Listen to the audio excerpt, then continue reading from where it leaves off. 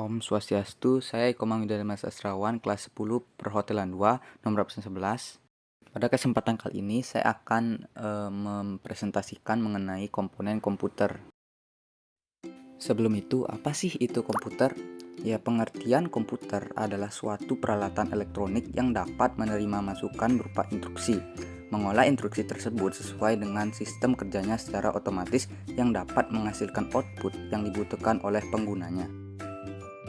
Di dalam komponen komputer terdapat hardware atau perangkat keras. Bagian-bagiannya yaitu: yang pertama ada monitor.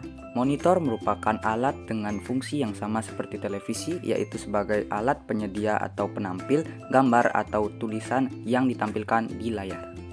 Yang kedua ada keyboard. Keyboard ini berfungsi sebagai papan ketik yang tersusun dari tombol-tombol seperti simbol, huruf, dan angka. Yang ketiga ada mouse. Mouse adalah peranti petunjuk yang digunakan untuk memasukkan data dan perintah ke dalam komputer.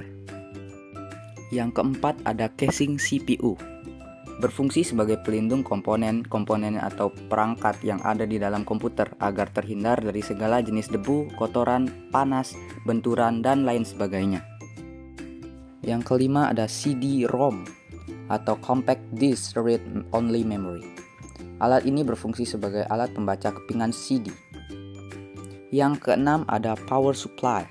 Power supply adalah sebuah komponen yang berfungsi untuk mengubah arus AC menjadi DC.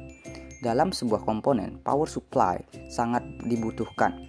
Jadi, jika alat ini rusak, maka komputer akan mati atau tidak nyala.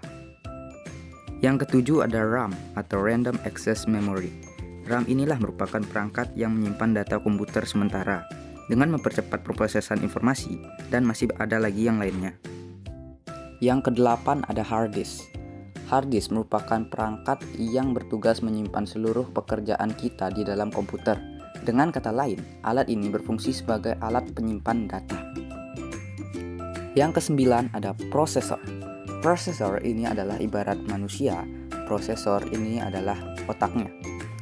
Alat atau chip ini mengontrol seluruh aktivitas komputer sehingga mampu mengeluarkan objek visual pada layar monitor. Yang ke-10 ada VGA atau Video Graphic Array. VGA atau sering disebut sebagai kartu grafis adalah memori yang memproses grafis secara sederhana. Perangkat bongkar pasang ini memproses perintah yang diterima dari CPU ke dalam visual seperti yang tampil di layar komputer. Yang ke-11 ada sound card. Sound card adalah perangkat keras yang berfungsi mengeluarkan suara. Yang ke-12 ada printer atau bagian tambahan komputer. Printer merupakan komponen tambahan yang berfungsi untuk mencetak hasil pekerjaan kita ke dalam sebuah kertas berupa tulisan atau gambar. Yang ke-13 adalah hard disk eksternal atau flash disk. Alat ini merupakan penyimpanan data tambahan yang digunakan jika kita kekurangan penyimpanan. Yang ke-14 atau yang terakhir adalah speaker. Pada dasarnya, sebagian komputer telah memiliki speaker bawaan, namun suara yang dihasilkan tidak sejernih speaker tambahan. Jadi, speaker eksternal ini berfungsi sebagai speaker tambahan agar suara yang dihasilkan lebih bagus. Sekian yang bisa saya sampaikan, mohon maaf jika ada komponen yang kurang. Saya tutup dengan Parame Santi. Om Santi Santi Santi Om. Terima kasih.